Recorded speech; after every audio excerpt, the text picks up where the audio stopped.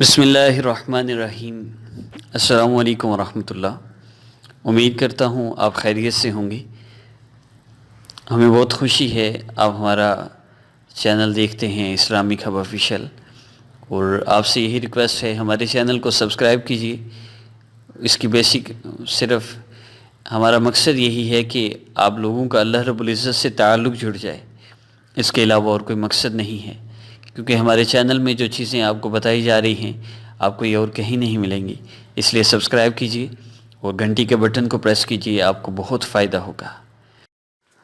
معزز سامعین، اللہ رب العزت فرما رہے ہیں افلا ينظرون الى الابل كيف خلقت، تو کیا یہ لوگ اونٹوں کو نہیں دیکھتے کہ انہیں کیسے پیدا کیا گیا؟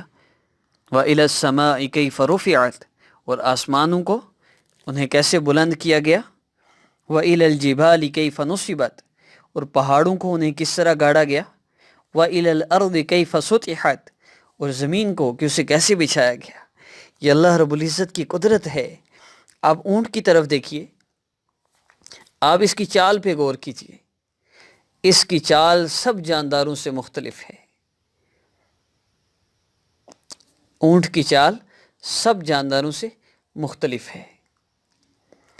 اگر میں آپ کو اونٹ میں اللہ رب العزت کی قدرت کا ایک کرشمہ بتانے لگا ہوں، آپ اونٹ کو چلتا ہوا دیکھیں، باقی سب جانور جن کی 4 ٹانگیں ہیں وہ اگر اگلی 2 ٹانگوں میں رائٹ سائڈ اٹھاتے ہیں، رائٹ قدم اٹھاتے ہیں، تو پچھلی ٹانگوں میں لیفٹ قدم اٹھائیں گے۔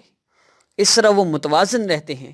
لیکن اونٹ واحد ایسا جانور ہے جس کی چال میں دونوں طرف وہ صرف رائٹ قدم اٹھاتا ہے، اگلی ٹانگوں میں بھی وہ دائیں ٹانگ اٹھاتا ہے، پچھلی ٹانگوں میں بھی وہ دائیں ٹانگ اٹھاتا ہے، اس لیے اس کی چال میں اتنا ڈھول پن ہوتا ہے۔ اور یہ بھی اللہ رب العزت کی قدرت ہے۔ پھر وہ صحرا کا جہاز، اور اللہ رب العزت نے کیسی اس میں نظام رکھے ہیں، پانی کے لیے اس کی الگ وہ واٹر ٹینک ہے اس کے اندر، اور کیسی اللہ رب العزت کی قدرتیں ہیں۔ اب ہم یہ باتیں پڑھ لیتے ہیں، سن لیتے ہیں، لیکن ہم نے کبھی اللہ رب العزت کی عظمت کی نیت سے ان باتوں کو نہ پڑھا ہے نہ سنا ہے۔ ہم آسمانوں کی بلندی کی طرف دیکھیں، 500 سال کی مسافت ایک آسمان تک فاصلہ، ہر آسمان سے دوسرے آسمان کا فاصلہ 500 سال کی مسافت ہے۔ اللہ فرمائے پہاڑوں کو کیسے گاڑا گیا۔ آپ دیکھیے، پرانے زمانے میں ہمارے گھروں میں چھت پر مٹی لگایا کرتے تھے، اس میں ہی کتنی مشقت ہوا کرتی تھی۔ زمین کو برابر کرنے کے لیے، اوپر مکان بنانے کے لیے مٹی ڈالتے ہیں، اس میں کتنی مشقت ہوتی ہے۔ اتنے بڑے بڑے پہاڑ اللہ رب العزت نے کیسے بنا دیے؟ یہ اللہ رب العزت کی قدرت کی ایک نشانی ہے۔ ہم زمین کو دیکھ لیں، پانی کے اندر آپ ایک پتھر کھڑا نہیں کر سکتے، اللہ رب العزت نے کتنی بڑی زمین کو پھیلا دیا۔ یہ اللہ رب العزت کی قدرت ہے۔ ہمیں اسی لیے حکم دیا گیا ہے ہم زمین و آسمان میں غور و فکر کریں، تاکہ ہم اللہ رب العزت کو پہچان لیں۔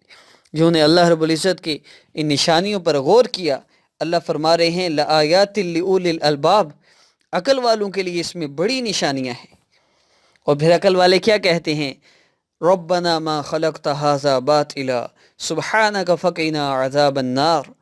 وہ کہہ اٹھتے ہیں کہ اے ہمارے پروردگار، آپ نے یہ سب کچھ بے مقصد پیدا نہیں کیا، آپ پاک ہیں، بس ہمیں دوزخ کے عذاب سے بچا لیجیے۔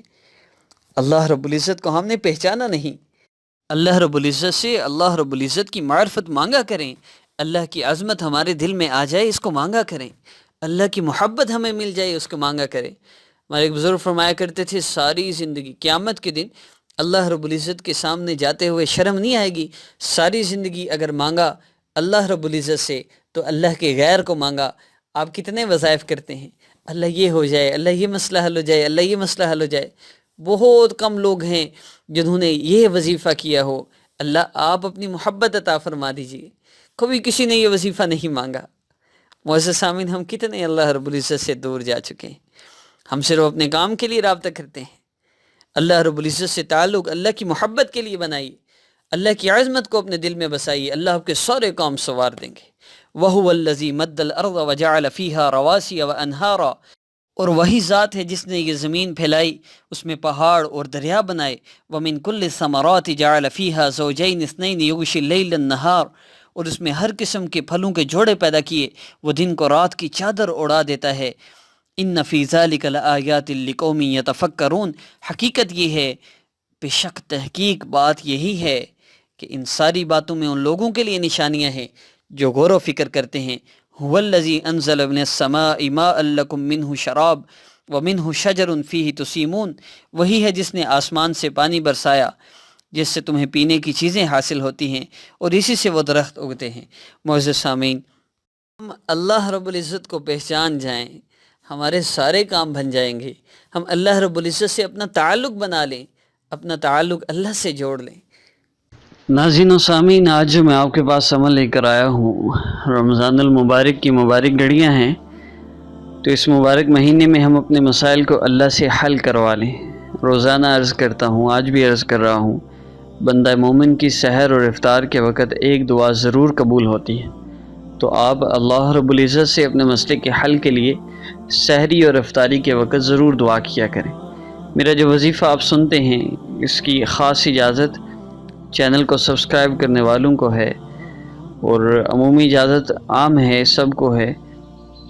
دوسری بات یہ کہ جو وظیفہ آپ کرتے ہیں رمضان المبارک میں خاص طور پر، ویسے تو تہجد کا اہتمام کرنا ہی چاہیے، لیکن رمضان المبارک میں آپ تہجد کا اہتمام کر کے پھر وظیفہ کریں اور اس کے بعد اللہ سے دعا کریں۔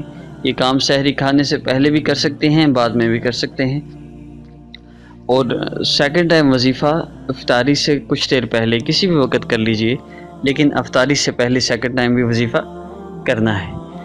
عمل کی ترتیب سن لیجئے۔ ساس کی زبان بندی کے لیے عمل لے کر میں حاضر ہوا ہوں۔ جن بچیوں کو پرابلم ہے، ساس اپنے بیٹے کو باتیں سنا سنا کر بیوی سے متنفر کر رہی ہے،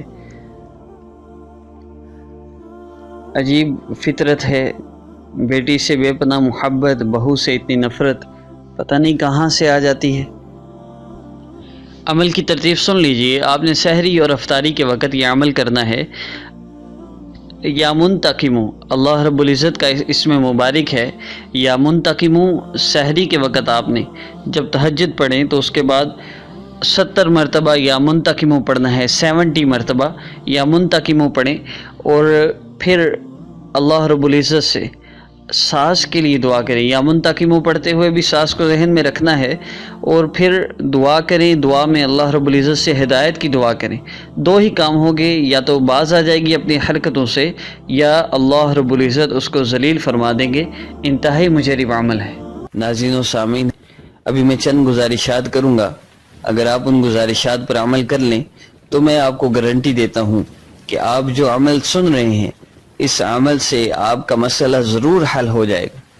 چند چیزیں ہیں، آپ ان کو لکھ بھی لیجئے، بہت آسان ہیں۔ سب سے پہلی چیز نیت کو درست کرنا، نیت کرنا کہ اگر موقع بھی ملے تو گناہ نہیں کرنا، اور لوگوں کا دل نہ توڑنا، اس کی بھی نیت کر لینا کہ میں کسی کا دل نہیں دکھاؤں گا، اور بدنیتی سے بھی بچنا چاہیے اور بلا نیتی سے بھی بچنا چاہیے۔ ایک ہے بدنیتی، بری نیت ہونا، ایک ہے نیت ہی نہ ہونا۔ ہم عمومی طور پہ کام کاج کرتے ہیں تو نیت نہیں کرتے، سنت کی نیت نہیں کرتے، تو ہمیں اجر نہیں ملتا۔ ہر کام کرتے ہوئے صفائی کر رہے ہیں، سنت کی نیت کر لیں، گھر والوں کے پاس بیٹھے ہیں، سنت کی نیت کر لیں، کھانا کھا رہے ہیں، سنت کی نیت کر لیں تو اجر بن جاتا ہے۔ دوسرا کام یہ کرنا ہے، ہر وقت باوضو رہیں۔ باوضو رہنا کوئی مشکل کام نہیں۔ آج ہمیں جس طرح بے وضو رہنے کی عادت ہے، کوئی کہے باوضو ہر وقت رہیں تو بہت مشکل لگتا ہے، اسی طرح جب ہمیں باوضو رہنے کی عادت بن گئی تو پھر ہم سے بے وضو رہنا مشکل ہو جائے گا۔ اور تیسرا کام، مسنون دعاؤں کو موقع بموقع پڑھنا، سونے کی، اٹھنے کی، بیت الخلاء جانے کی، نکلنے کی، مسجد داخل ہونے کی، نکلنے کی، مختلف دعائیں ہیں، ان دعاؤں کا ضرور اہتمام کرنا چاہیے، ان سے اللہ کا بڑا قرب حاصل ہوتا ہے۔ اور چوتھی چیز، صبح شام کے اذکار کا اہتمام کرنا۔